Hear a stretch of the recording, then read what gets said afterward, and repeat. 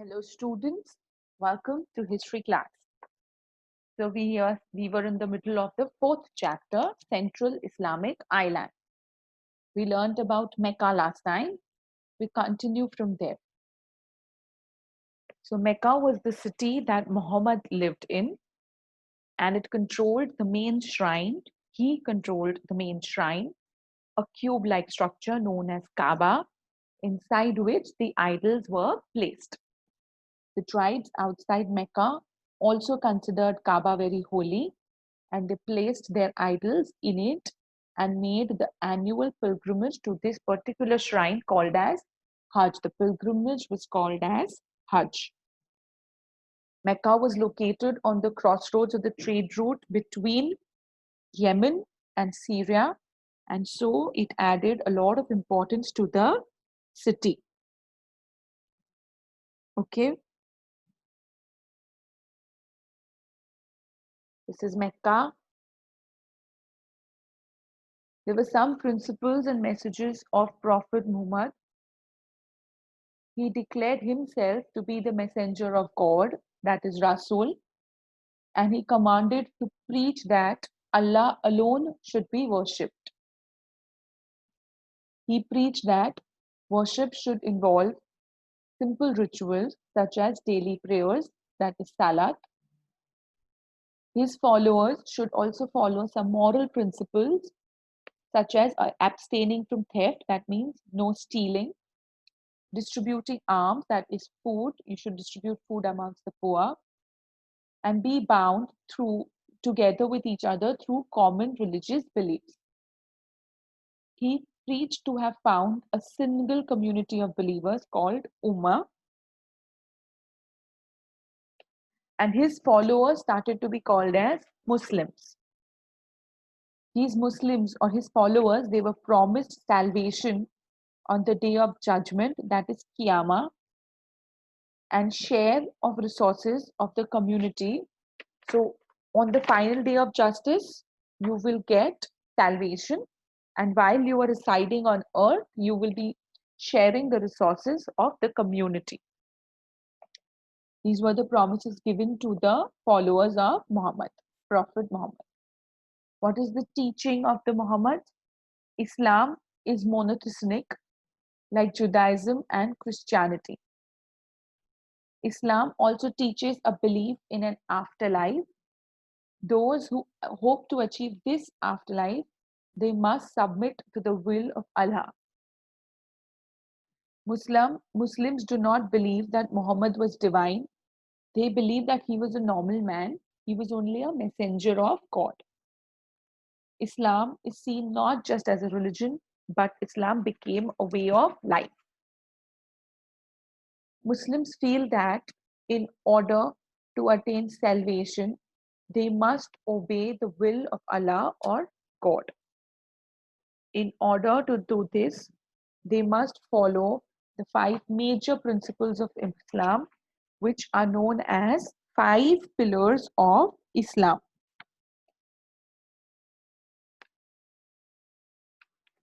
The 5 pillar of Islam is number 1, declaration of faith.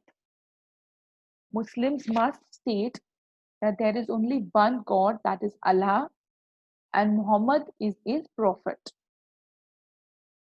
Daily prayer, Muslims must pray 5 times a day, facing the Kaaba in Mecca. That is pre-dawn, then at noon, then at afternoon, then at sunset, and finally in the evening. Charity. Muslims are supposed to help others and donate part of their income to charity, which is called as zakat. Fasting and Ramadan. Muslims must fast from sunrise to sunset during the holy month of Ramadan, which celebrates the recording of Quran. The 5th pillar of Islam is Hajj. That is the pilgrimage to Mecca. Once in a lifetime, if they are physically and financially able, Muslims are to journey to Mecca.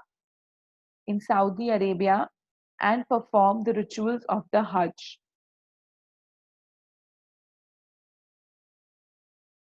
So this is the route of Hajj that I have shown in one of the pictures. This is the actual Hajj. You can see the amount of people that are there. Okay. The caliphate and its objective.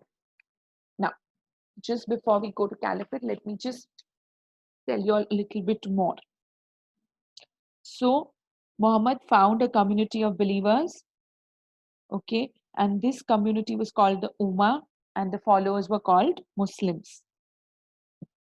The community started to bear witness to the existence of the religion before God, as well as members of other religious community. Now, Muhammad's messages started appealing to those who felt deprived of the gains from trade and religion. There was a lot of trade and religion happening, but there were some Meccan people who were not gaining enough. Okay, so these people who were deprived of these gains, they started to believe and follow Muhammad. Those who accepted the doctrine were called Muslims. They were promised the salvation on the day of judgment and a share of resources of the community while they were on earth. These Muslims soon faced considerable, they started to face opposition from affluent Meccans who took offense to the rejection of their deities, and they found the religion of Islam a threat to the status and prosperity of Mecca. So lots of people started opposing them. Then in 622, Muhammad was forced to migrate with his followers to Medina. So they forced him out of Mecca and they went to Medina. Muhammad's journey from Mecca was a turning point in the history of Islam. When the year of his arrival in Medina, so if you remember, we were talking about his calendar also. Oh, just a minute. Give me a minute. Yes, so in the Islamic calendar also, the year he travels from Mecca, it became the first year of the Muslim calendar. The year that he was asked to leave Mecca and forced to migrate to Medina. Okay. So now when he came to Medina, Muhammad created a political order from all the sources, all the three sources, which gave his follower the protection that they needed. Okay. So Ummah was converted into a wider community to include polytheists and the Jew of Medina under the political leadership of Muhammad. All right. The community had to be consolidated internally and it also had to be protected from external dangers. So, political institutions like states and governments, which are either were required, and Muhammad created a political order with all the three sources, which gave his followers more protection and security. All right. The community survived on agriculture and trade as well as taxes. Taxes were called as zakat. So Muslims also organized expeditory raids on the Meccan caravans nearby, and these raids provoked reactions from the Meccans and caused a breach with the Jews of Medina. So now after they came here, they started to attack Mecca. Okay. So after the death of Muhammad in 632, okay, before this we need to complete this story. So let me tell you 1 minute. All right. So after they came to Medina and they had created a political leadership over there, the Muslims over there started organizing raids on the Meccan caravans. and the oases that were nearby. Now, these raids, they got a lot of reaction, aggressive reaction from the Meccans, and it caused a breach within the Jewish community of Medina. So the people in Medina were not happy with the attacks, and so it started to create a branch over there. After a series of battles, Mecca was conquered, and Muhammad's reputation as a religious preacher and political leader spread far and wide. It started to spread that he is a very good religious leader as well as a political leader. In harsh conditions of the desert, the Arabs attached great value to strength and solidarity. Impressed by Muhammad's achievements, many tribes, mostly Bedouins, joined the community by converting to Islam. So many tribes were very proud of his achievement, and they decided to convert to his religion. Muhammad's alliance began to spread until they embraced the whole of Arabia. Slowly, the whole of Arabia was taken over by Muhammad. Medina became the administrative capital of the emerging Islamic State, and Mecca became its religious capital. There were two capitals, Mecca as well as Medina. The Kaaba was cleansed of idols, as Muslims were required to face the shrine when offering prayers. So now all the idols were taken out of the Kaaba, because all Muslims were supposed to face the Kaaba while offering their prayers. In a short space of time, Muhammad was able to unite a large part of Arabia under a new faith, a new community, and a new state. The early Islamic polity remained a federation of Arab times and clans for a long period of time. So now, after the death of Muhammad in 632 AD, no one remained there to succeed him as a prophet. So his authority was transferred to Umar with no established rule of succession. Then began the process of innovations. This led to the formation of institution of caliphate, which is the leader of the community. He became the deputy of the prophet. Now, there were two main objectives of caliphate. First was to retain the control over the tribes constituting Ummah, and the second was to raise resources for the state.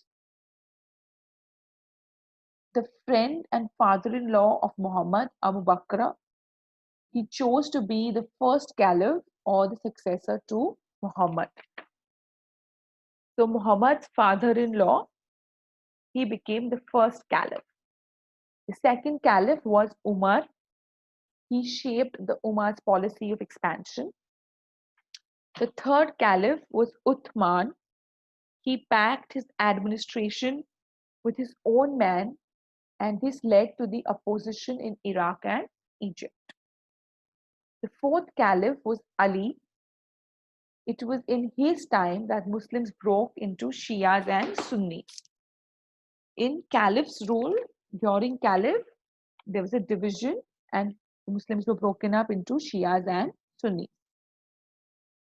So after Muhammad's death, no one could legitimately claim to be the next prophet of Islam.